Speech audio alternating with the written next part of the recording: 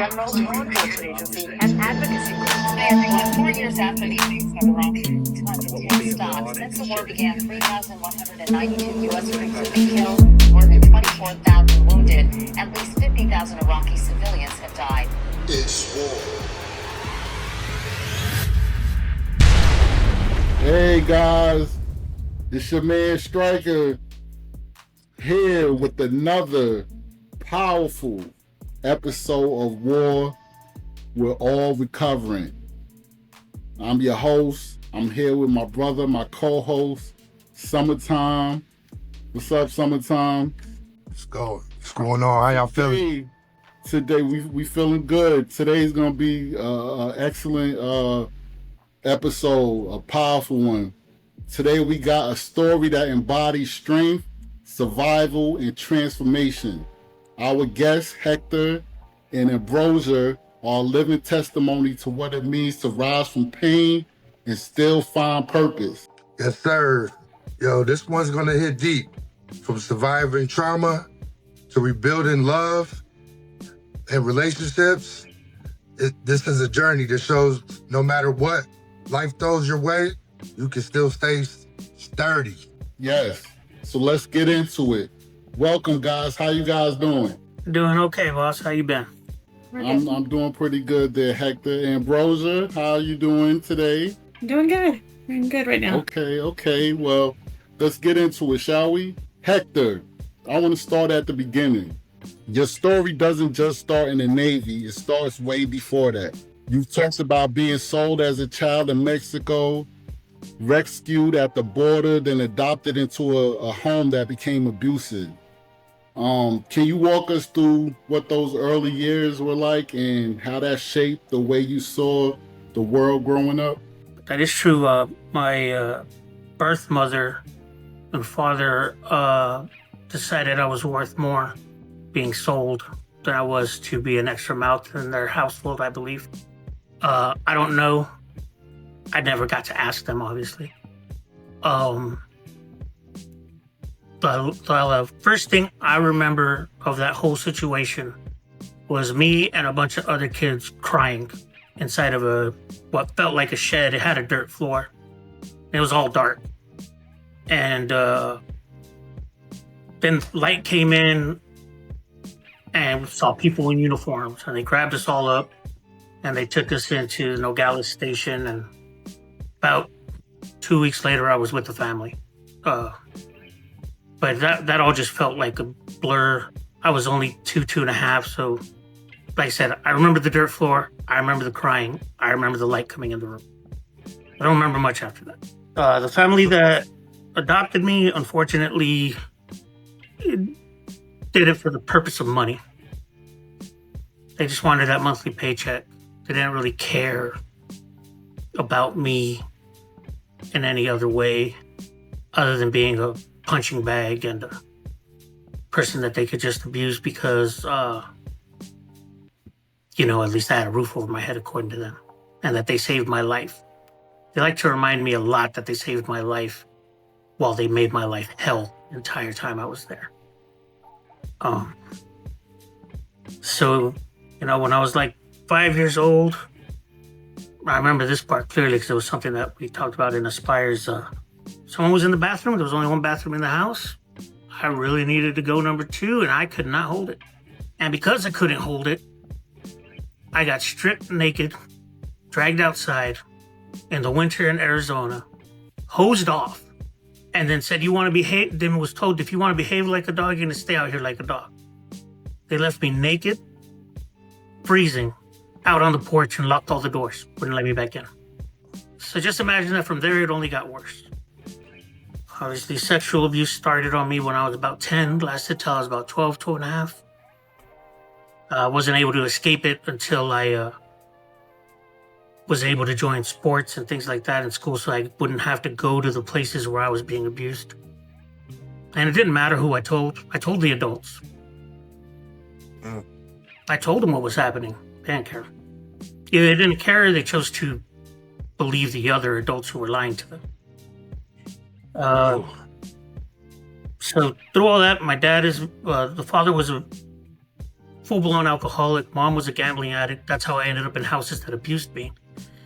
And the Navy was my exit. You know, it was my one way to get the hell out and to try to carve my own way in life. Because obviously nobody around me was trying to help me. So I joined the Navy. I was actually doing really well. I enjoyed it. I mean, nobody enjoys boot camp, but I was based in Pensacola for school. And then from Pensacola, I went to Biloxi for more school. Being brown into the South was not easy. That part kind of sucked. But Right. despite that, school was good. But then they sent me to my carrier, the USS Enterprise. And when I got there, they're like, we hope you brought all your stuff because we're leaving in 2 weeks on a 6-month tour. Oh yeah.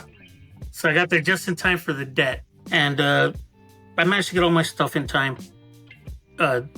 They put me on a fire team for general quarters, things like that. If you were a Marine, you would understand that. It's a ship thing. Hey Hector, let me stop you for a second, brother. I'm sorry. Man, you just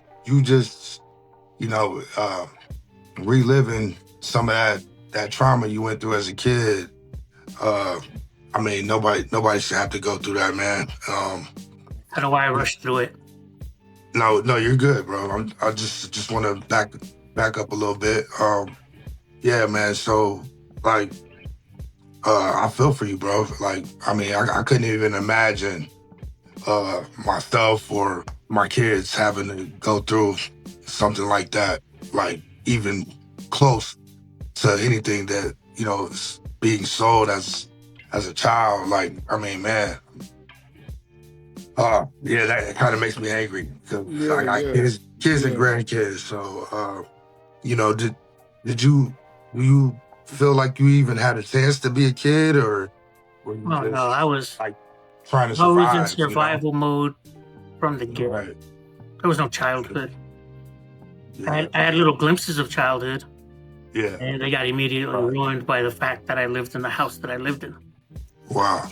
So Yeah, from going from that into an abusive situation as a kid, man. Again, my heart goes out to you, bro, and I'm just glad you're still here today, bro.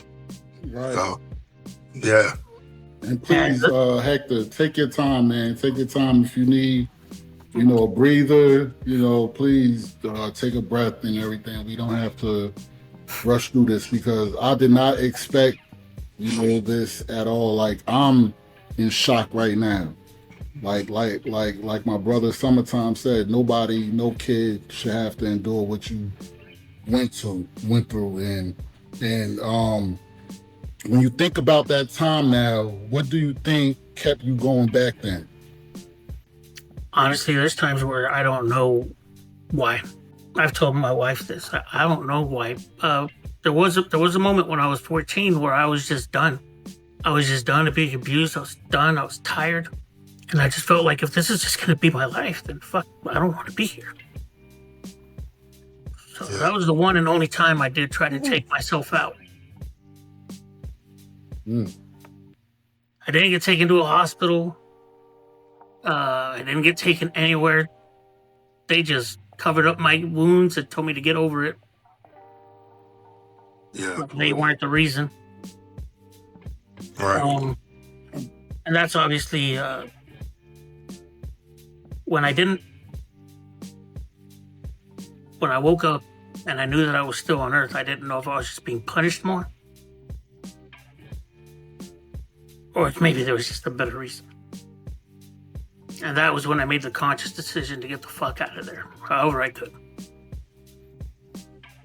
And that's where the Navy came in, because these people were Mormon, by the way. They were Mormon. Oh. And they wanted me to go on this family that Mormon took you mission. But going on a Mormon mission meant living in that house till I was 19. I was not fucking doing that. So I left when I was 17.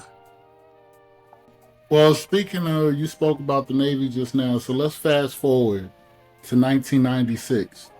You joined the Navy. What was going through your head at the time? Was it a chance for escape or a way to find belonging? Honestly, it was escape. It was nothing but escape. I'd been told a couple things. I was told, don't become a Marine because you'll end up a grunt. Join the Air Force or the Navy. Those have the most technical jobs. Hey, what about the Army? You guys didn't have the technical jobs back then either. We got But at least they didn't tell me I would be a grunt in the Army. I chose the Navy because I grew up in the desert and all I wanted to do was be by the ocean. It says freedom. It just felt like freedom. So that's why I joined the Navy. For the freedom and for access to actual training that would matter beyond being in the Navy. Right. So you served on the USS Enterprise? And that's one of the most, if I'm not mistaken, one of the biggest carriers and one of the most legendary. I know I've heard it plenty of times in my lifetime. The Enterprise has a very long history. I know people watch Star Trek. There's a reason that the Star Trek ship is named Enterprise. Okay. The very first Enterprise was actually from His Majesty's Navy.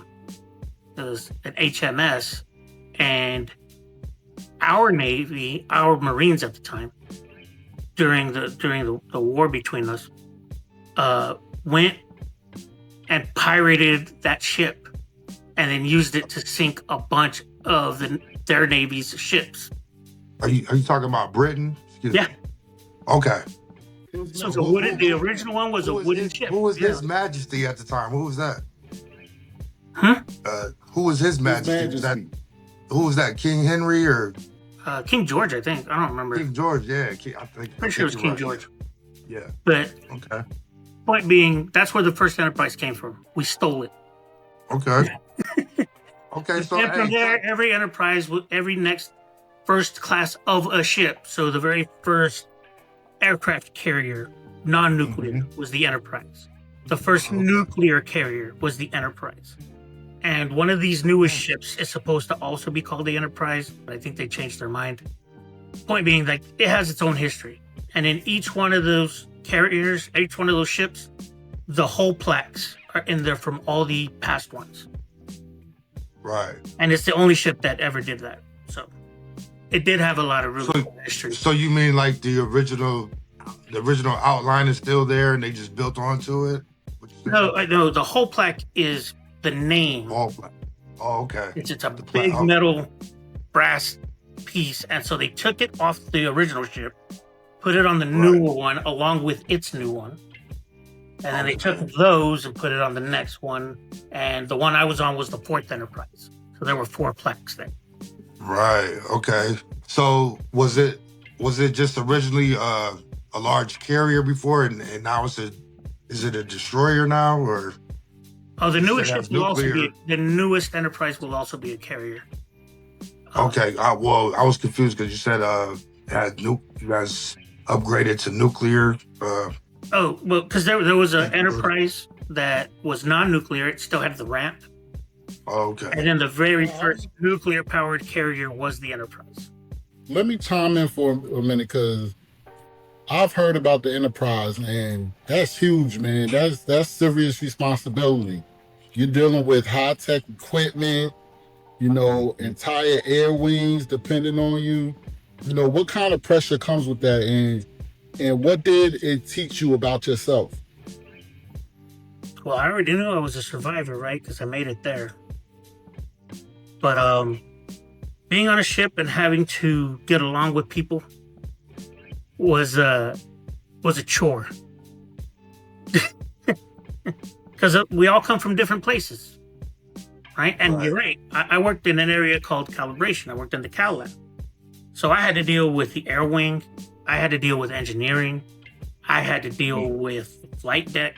I had to deal with the people in the tower.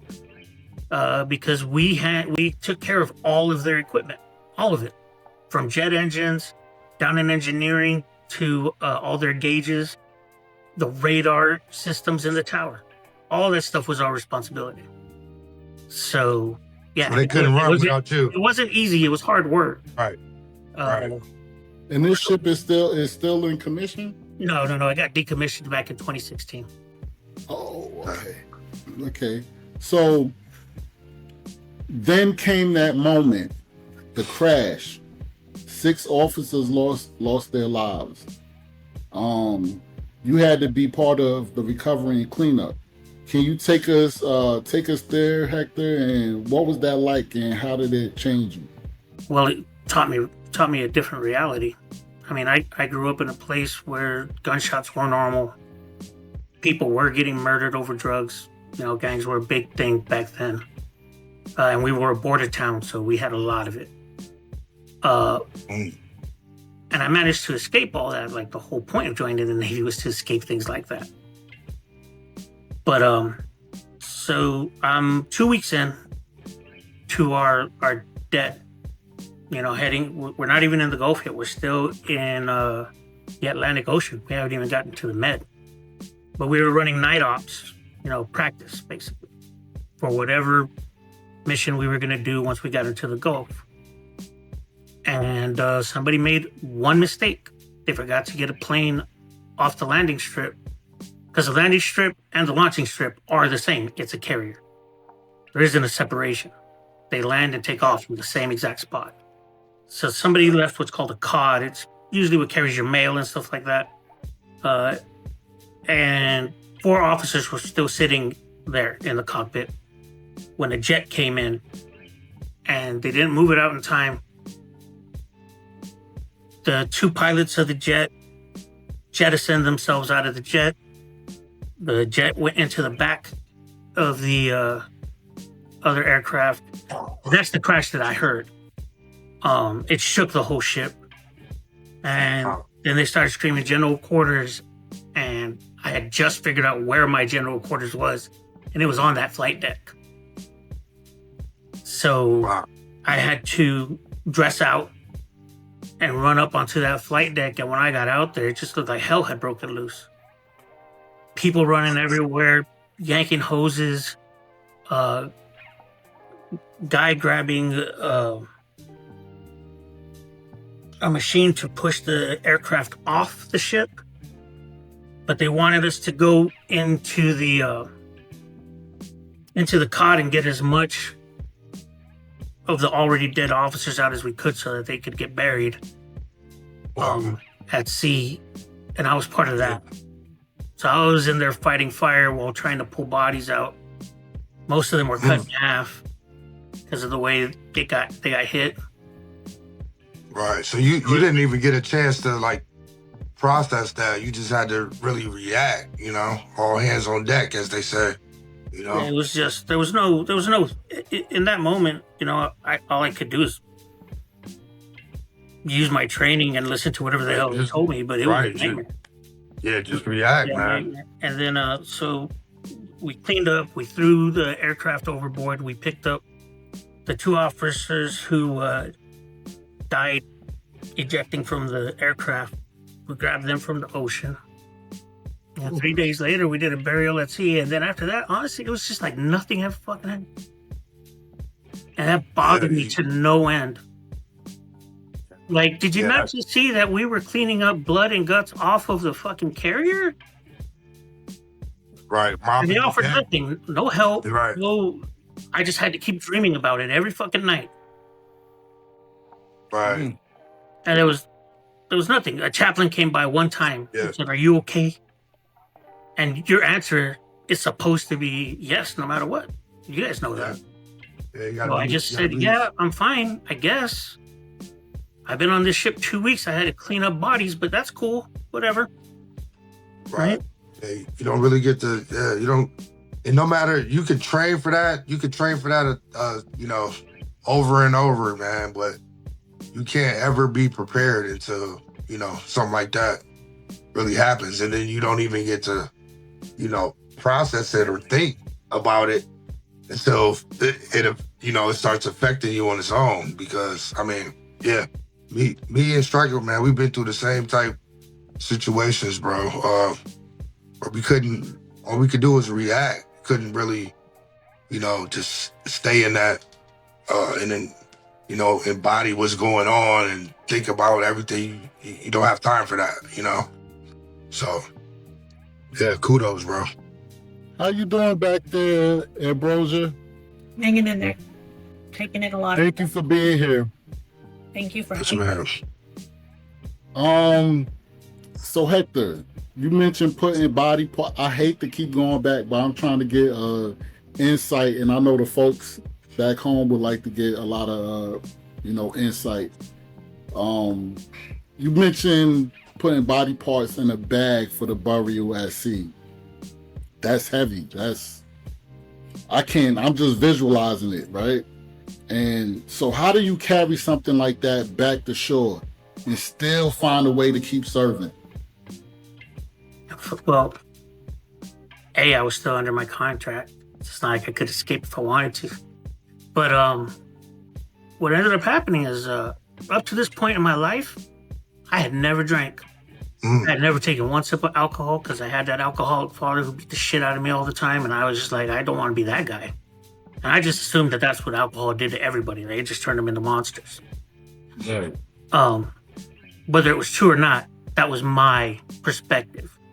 That's a 17-year-old kid's perspective. Right. It's the life he's had.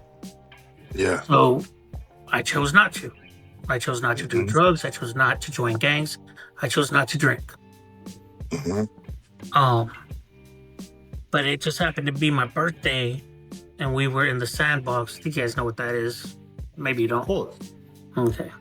So we were in the sandbox. Happened to be my birthday, and they were like, "We're here now, buddy. It's your birthday. These Heinekens are $3 for two, or you could pay $1 for a water." You must have been in Germany then. No, that was the sandbox. It was Heineken and Bud Light. They were the only two beers they had. Okay. So I drank 3 Heinekens and got the worst hangover that I ever had even after that. But the one thing that stuck with me about that little bit of The alcohol first time. is I slept that night. I didn't have the nightmares. And I made that connection. Whenever we land somewhere, I'm gonna drink because at least I don't have to have nightmares while we're there.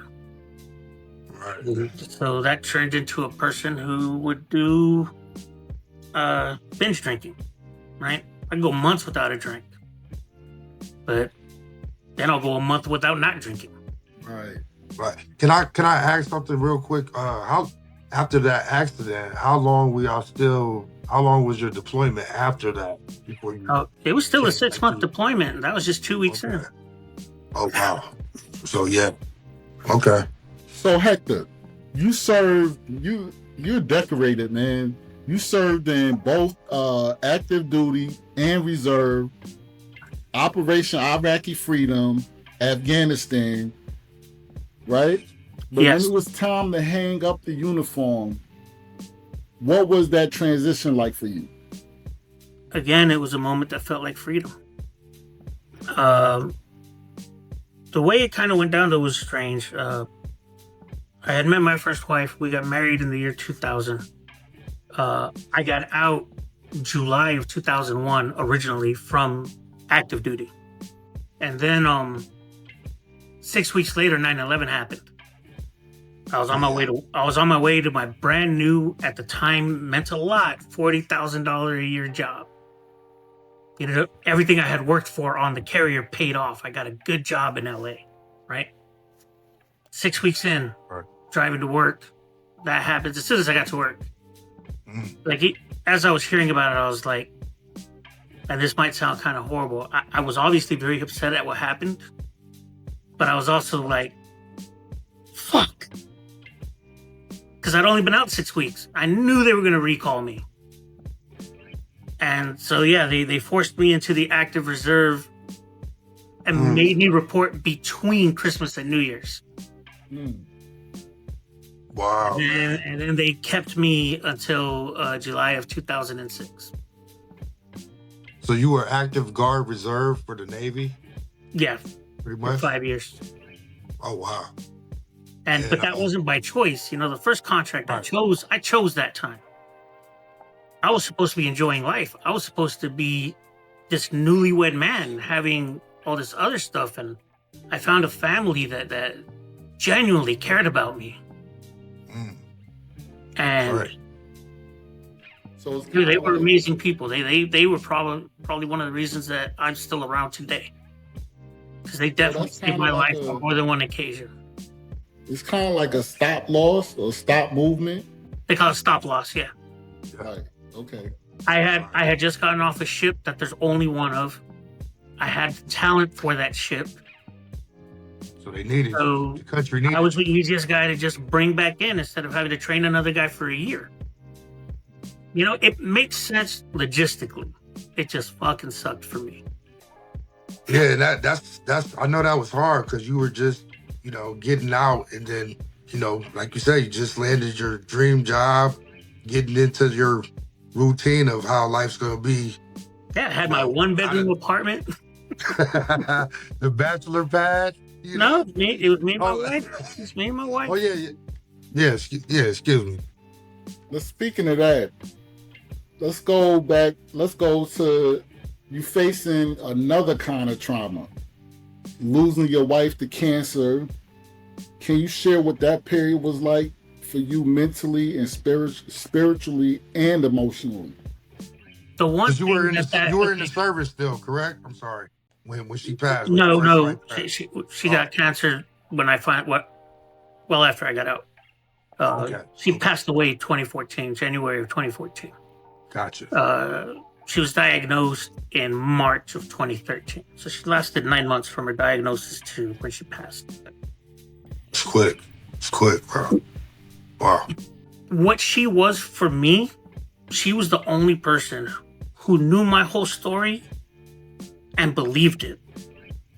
So when I would have the bad dreams, when I would have a rough time, she was the one person I knew I could talk to no matter what, which is what I have again. But at the time, she was that person. Not even her family knew everything, because I didn't know how to tell people some of the stuff. But I was always told, if it's your wife, you better tell her, kind of thing. Right. So she's basically like my psychiatrist, right? My psychologist. Because I would talk to her about the stuff. She would help me get through it. So I'd already been through everything I'd been through. And we were finally on a good platform. We were ready to move forward. We were trying to have children, actually. And that didn't work out. It was through trying to have children that they found her cancer. And then it was just 9 months of watching her die slowly. Of watching the one person that I could talk to go away. I can't imagine, brother. And I just want to point to Ambrosia. I commend you, your strength, and it's amazing, really. And being there beside Hector and, listening to him relive this, we have to get into it, and find out what's going on, the trauma and everything. So thank you for being there for him. I really appreciate that. And you said after her passing, you lost your way and turned to alcohol.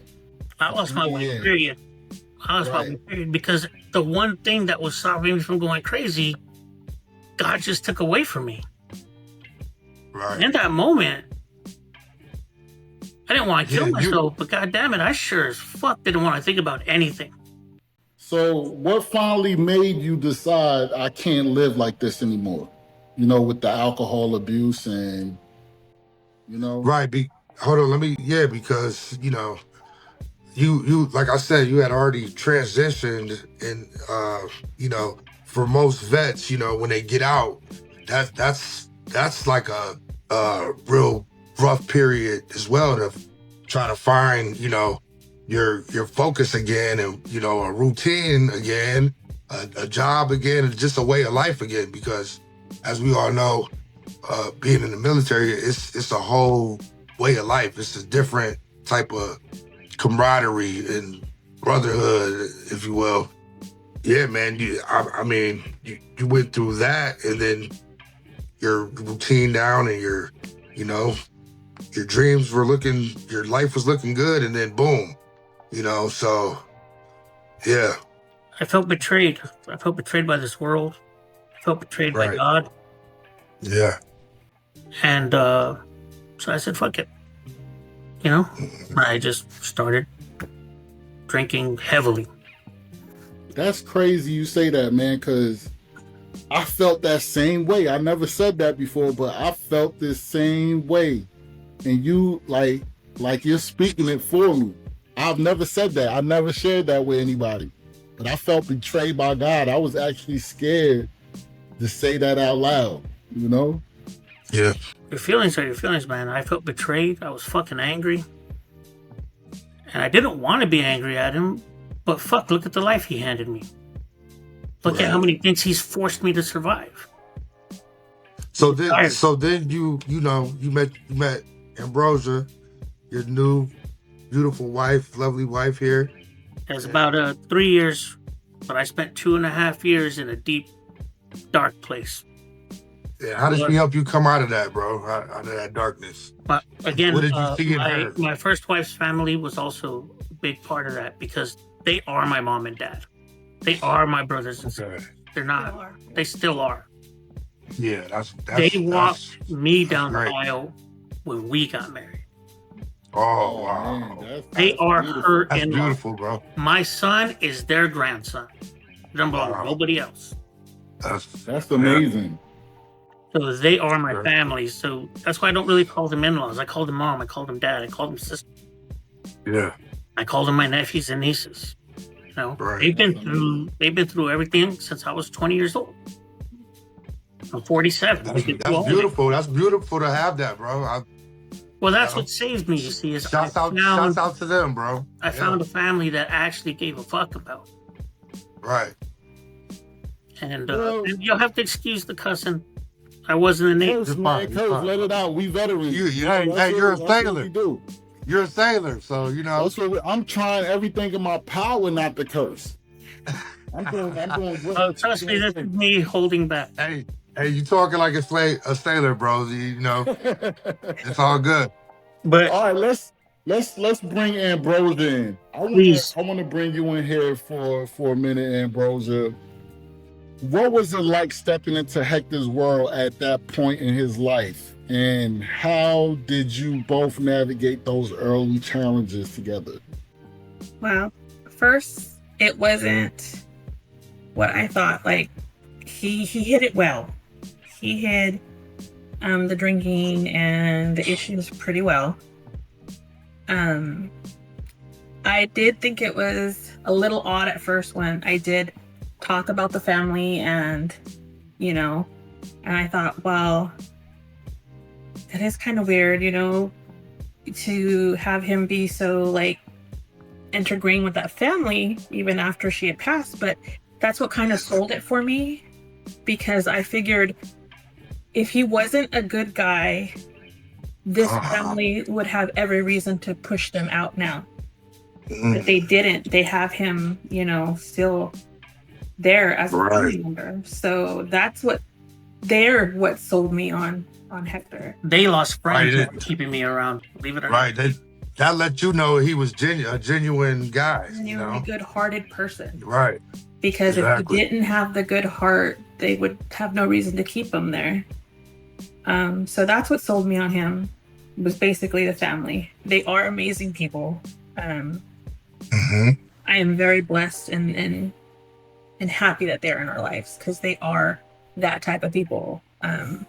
They are, I would say, the epitome of what a true Christian is in every way, shape, and form. Like they are helpful and loving and caring, and they make you feel at home when you're there with them, no matter who you are.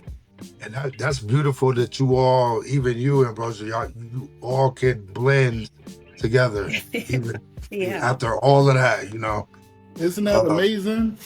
That is, bro. That's special. That's special. Yeah. Yeah. So yeah. Y'all, I'm glad that y'all gotta acknowledge that, because that's special. You don't get that. You don't get that anywhere, really, especially anymore. That is unheard of. In today's I'm world. pretty sure I'm one of one. Yes. Right. So Right. after we met and things went very well, we got married pretty quick. Like he said, they were there every step of the way. They helped me, put the wedding decorations together, helped me get everything together. They were there for us. Wow. And even their extended family showed up to our wedding. Oh, wow. And where did you all meet? And how did that happen? She used to dress up really nice as a very pretty model. I did. Okay. Okay. We got you. I was in a retro group where we did a lot of retro dress and things like that. Right. Car shows. Okay. Like the pinup. Like pinup girl. There you go. Okay, yeah. Pinup shows and Right. we did a lot of volunteer work and things like that with the group, and he saw me and then he reached out and we started talking. So. Hector. Pass it Right. over. But we really talked, though. That was the thing. Yeah. Right. It was obviously messages across Facebook or across whatever at first. Right. Look, I put my feelings out there, like everything I'd been through, and that I was ready for something good to happen. Right. And it just so happened that she was ready for that too. And so from there, it was just, it felt like From there, from the moment we saw each other's faces.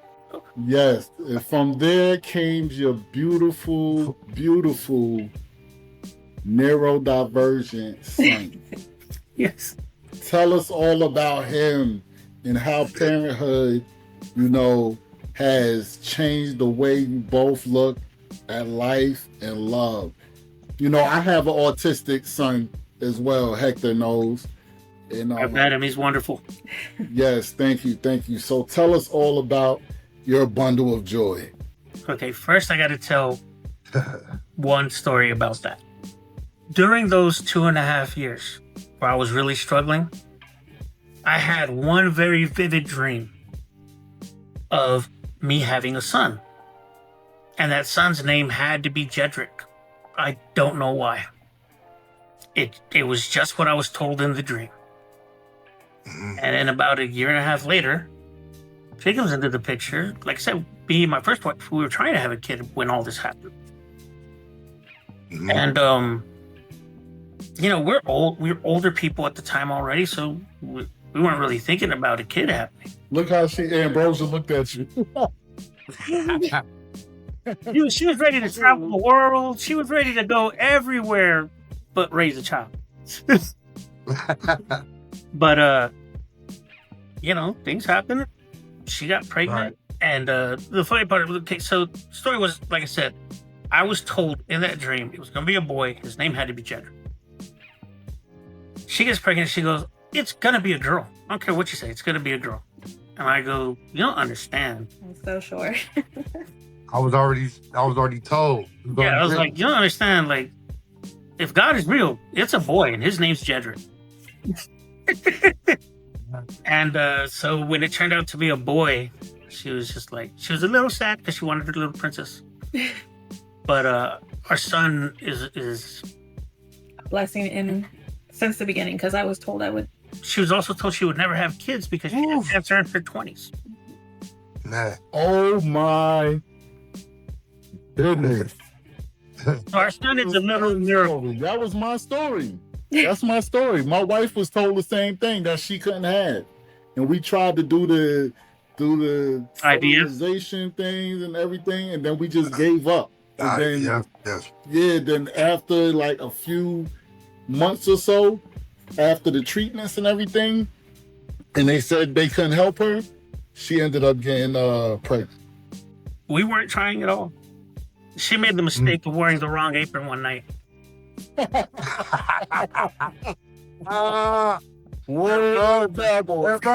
what you was doing. We joke about it, but she's never worn that apron since. Right. Get the girl, you put it back on now. The princess.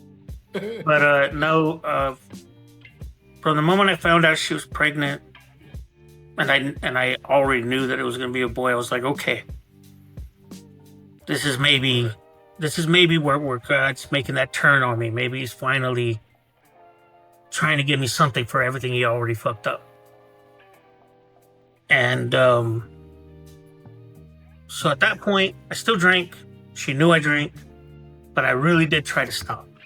Obviously, you try to stop on your own, never works. Then I tried to stop using the church, didn't work. It took until our son turned 1 before I finally gave up and I went into a program. I spent 60 days there. And that held for about 1.5 years before I went back to drinking again. And it's just been a constant seesaw battle. It really has. It's gotten better with time. Like now, when I make a mistake, it lasts a day, maybe 2. And then I go, what, because of the stuff that we learned at Aspire, me and her, we talk about it. We go, okay, what caused it? Who do we need to talk to? How can we fix this problem? Because that's the only thing we can do is get down to what caused it that time. Because it's never the same thing. When you fix one problem, especially when you're getting all these memories back, it's like, okay, I fixed this one. Now I'm having this fucking nightmare. Now I'm having this fucking nightmare. So it's a struggle. At the same time, the struggle is so worth it. Because I am most of the time, and my son knows that his dad loves him. Oh, yeah. He knows with every beat of his heart that I love him. He knows that she loves him. My son has never received anything but love. And that was the one thing that I never had in my life. It is the one thing I will never deny. That's awesome, man. Hey, I appreciate you for that, bro. That's the man's man right there, bro. Yes. So I appreciate you. Me and you have a lot in common, brother. Remember the picture of you and your son walking on the beach and it's shot from behind, and I sent you the same exact picture that me and my son did walking on the beach? It's like, it's crazy. The same exact, like, it's amazing. Yes, you gotta Took find that picture. We were in OB. We had just eaten at Hodad's. Hodad. The burger spot right there in OB. Oh, I've never been there.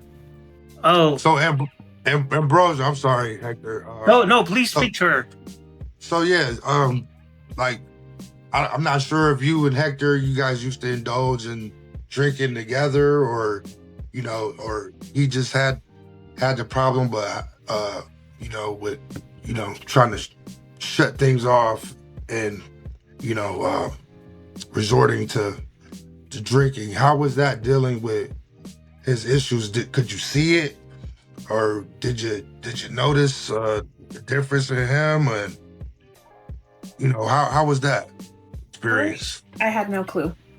So at first we had a drink or two. He never went crazy or anything in front of me, like never, nothing like that. But months into being married, I started to find empty bottles here and there.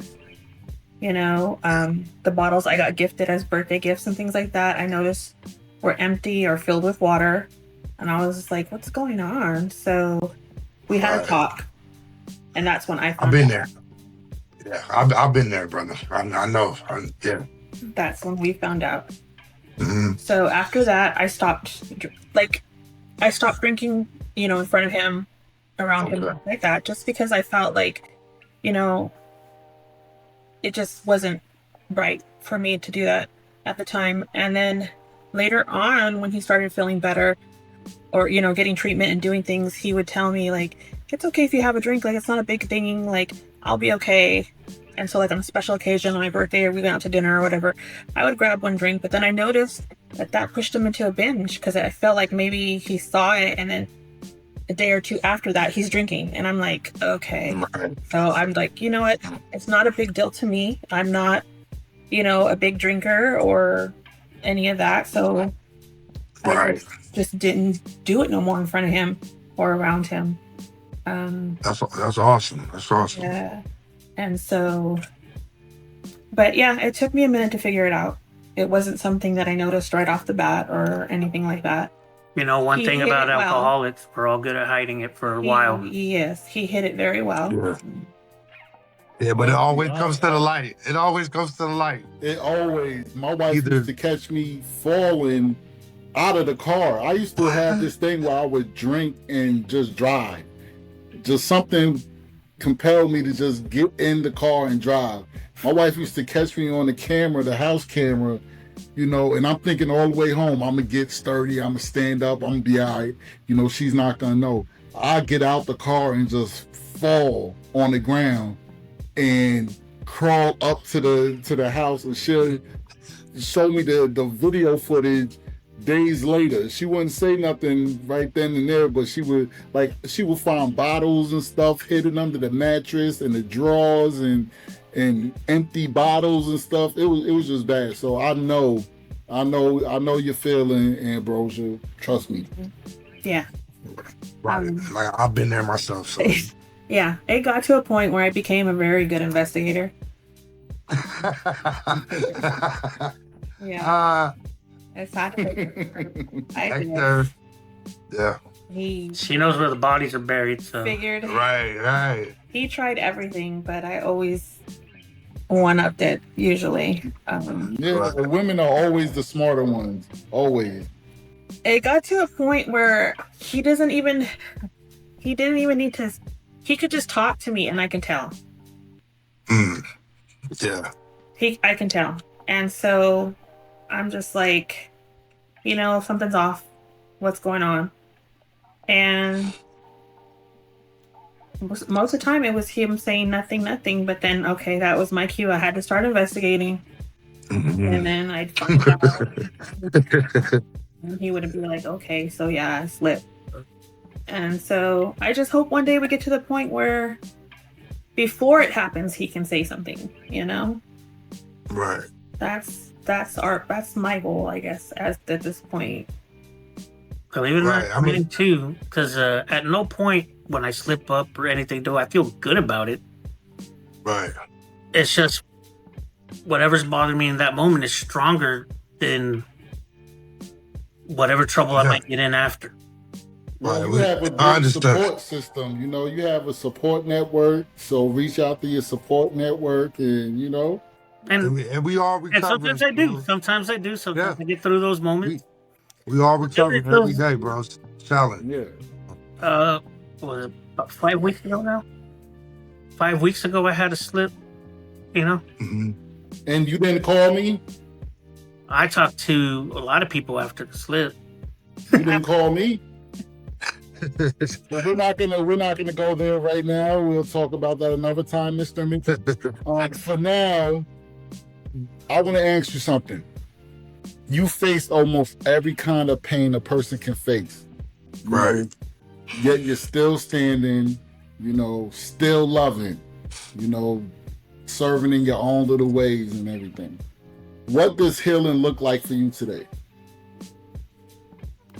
Feels like the path I'm on, with the knowledge that healing comes with bad memories. It comes with a lot more pain. But it comes with it in a point in my life where I can handle it and deal with it and finally put it to rest instead of letting it eat at me for the rest of my days. Right, because you got some tools now. I didn't have that strength before. Right, you got some tools now, and you got a lovely wife who y'all been through, you know, a lot together, I'm sure, since you've been together. So, and while I was in Aspire, I mean, we lost two very important people to us, but very important to her. I remember. She lost her uncle, and I wasn't there, you know, because I was in Aspire. And then felt like I blinked, and then her dad passed away.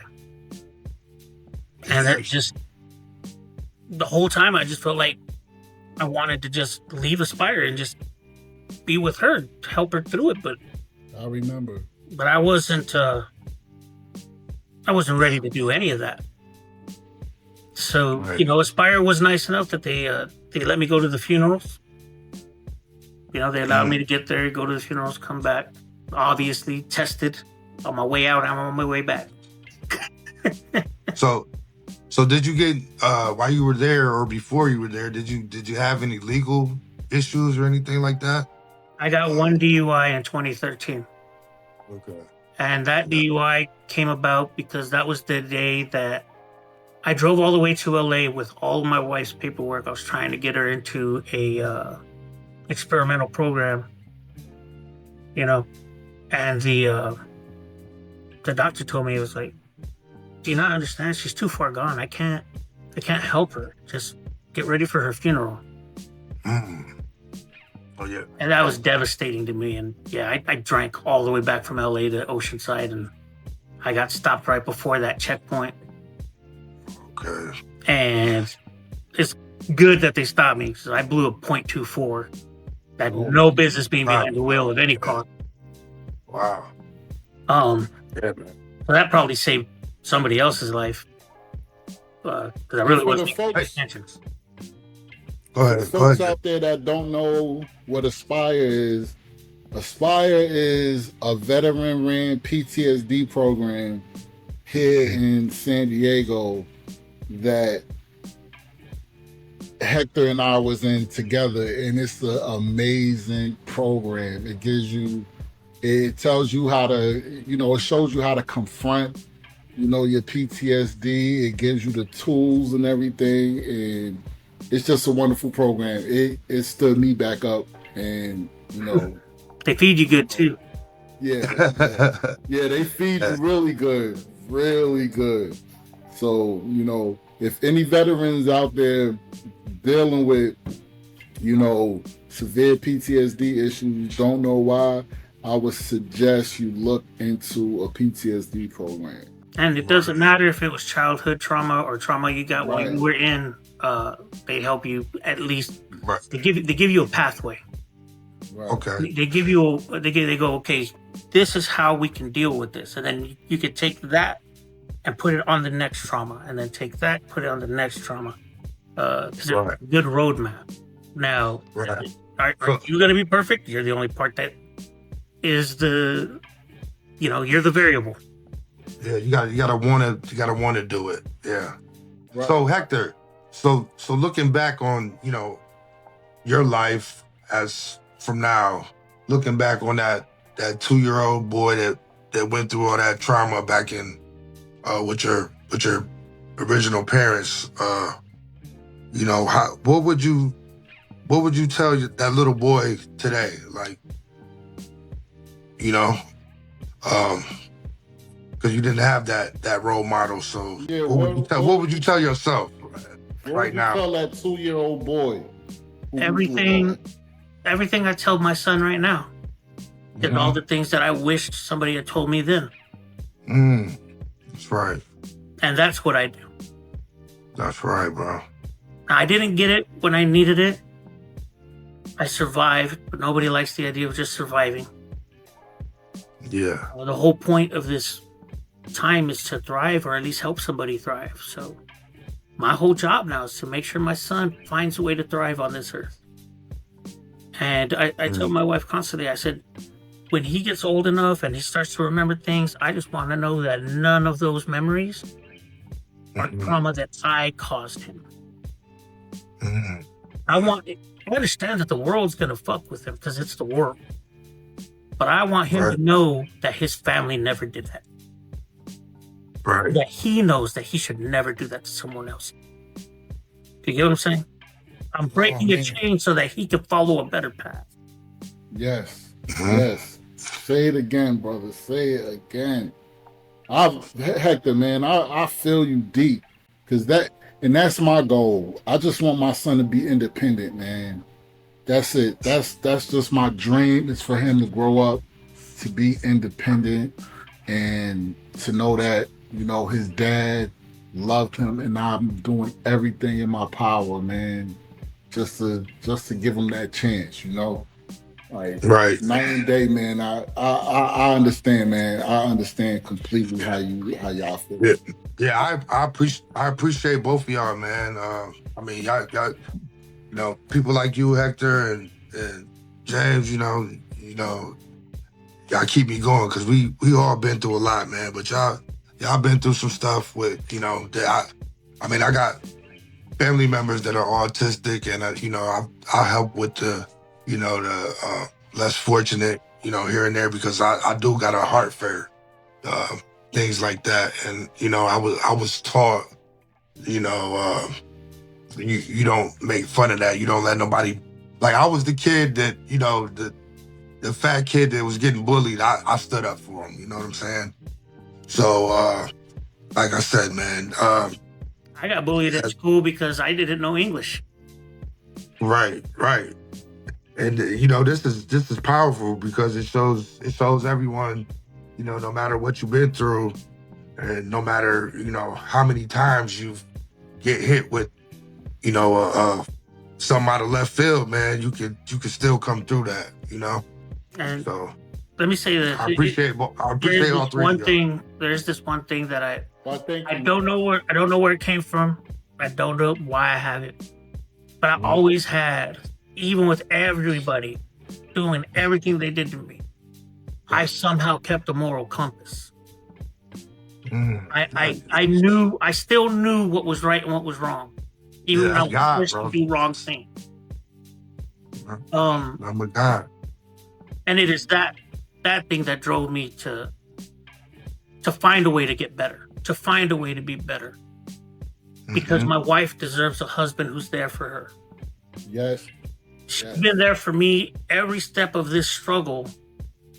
And now that she's going through some stuff, I have to be here for her. Yeah. That matters to me. And you know what? Hector, you talked me right into, you know, what I wanted to ask Ambrosia. Ambrosia, what have you learned through all of this about love, patience, and what it really means to stay beside someone through recovery? I learned that it is work. Being patient is hard. But in the end, it's worth it when it's somebody that you love and who loves you. It's important to have family and people who support you and love you as well. It's definitely not easy. Right. So there's no shortcut. There's no shortcut to any of this. It's you do the work and hopefully, you know, it works. That's the whole point. Yeah. Well, you guys are a mirror image of resiliency, you know. Like I said, y'all been through a lot, and through that all, you know, you guys still love each other. You guys still got faith in each other, and that's beautiful. Yeah. So we appreciate y'all loving on each other and taking care of one another, man. That's what it's all about, bro. It is. And then, yeah. And oh man, this was deep. Hector, Ambrosia, you know, this is our time. Thank you both for being here, especially you, Ambrosia. You are what every woman, what every wife should be. I'm gonna say that. I hope my wife does. I mean, my wife is she's good. She's good. I'm talking about every other wife. But thank you guys for being here. I think I just got myself in trouble, but that's why you have it. Why anybody did? Yeah, I'm gonna edit that out. But thank you guys for sharing your story. Your story is a reminder that we all carry pain, but how we face it defines who we become. You know? Exactly. You know, you've shown resilience, you know. Sturdy work, guys. Yeah, y'all show what resilience really look like through tragedy, love, and faith. Yeah. And from the W.A.R network, you know, we salute you both. And therapy, because we've had a lot of therapy, couples therapy, every kind of therapy you could think. Yes. So let that be a lesson for everybody watching. For real, therapy works. It really does.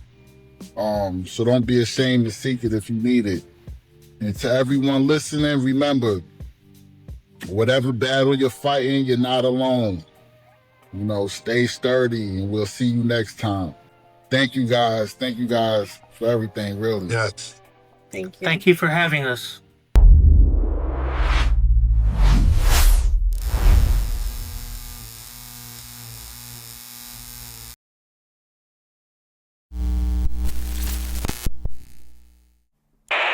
The invasion of Iraq is a good time to take stock. Since the war began, 3,192 U.S. troops have been killed, more than 24,000 wounded. At least 50,000 Iraqi civilians have died. It's war.